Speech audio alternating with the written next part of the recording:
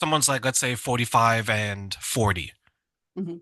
right? They're still part of the same generation.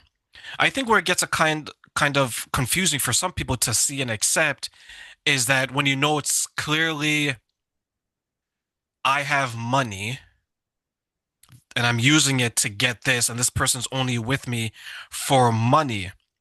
Have Mhm. we then taken, and I'll pose this to you, have we then taken the safety and security of a relationship to toxic levels where we're just saying that, okay, you need to give me this, this, and this before I give you this, this, and that?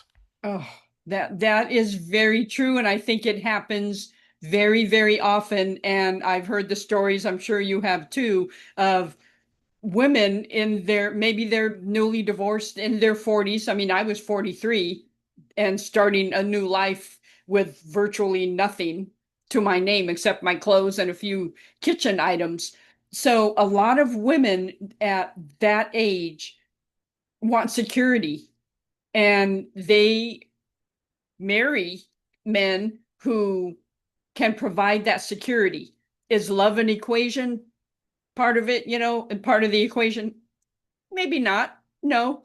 But you, like to your point, you give me security, money, the checkbook, nice things, and I will give you A, B, C, and D. And I'll just say it that way. Yeah, there seems to be this exchange. Like the joke was always that marriage in a lot of ways was a business agreement. Like, like right, but now it seems like we've taken it to the point where just courting is that what do you drive, how much you earn, things like that. And I get it because you don't want to be dating Tyrone down the street, right? Who Yeah. shows up in the same pair of Nike shorts and Adidas socks to your house. You don't want that guy. For the ladies Yeah. out there, I know there's some people who want him because he's still impregnating some people out there. But And he's rolling up in his hoopty.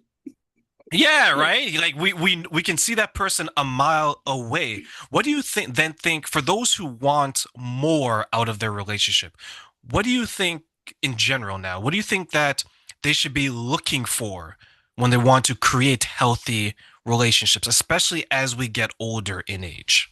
Oh man, that's a loaded question because there's so many aspects to it. But I will say that, and let me just, like, my brain is turning right now in wanting to answer your question rightly. I think the main thing to look for is, are you friends? Do you have similar interests? Are you companions? Can you laugh together? Can you have fun together? Are you suited for each other? I mean, that to me, that's the biggest thing, because you don't want someone from a refined area of the country, say, I'll just say Boston or Beverly Hills or something. They're probably not going to find similar interest in a NASCAR person or somebody who lives in the Ozark Mountains. I mean, there has to be, I know maybe it happens. I'm sure there's some stories out there, but for the most part, to have something in common, have some common interests. And I think that's the bedrock of finding the right qualities. Do they align with your beliefs? Do they line up? You don't have to align 100% with social. I know there's some on one side of the political party, one, married to somebody on the other side, all that, and it's a good marriage from all intents and purposes.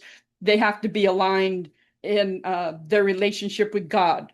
They have to be aligned on major life issues, because I think marriage is so, it's, it has so much potential for fights anyway. Money.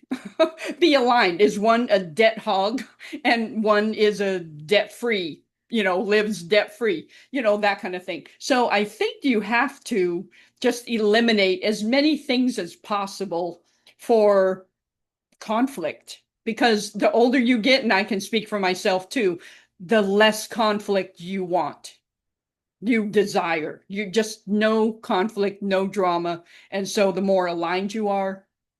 the better the situation. And that's just my opinion.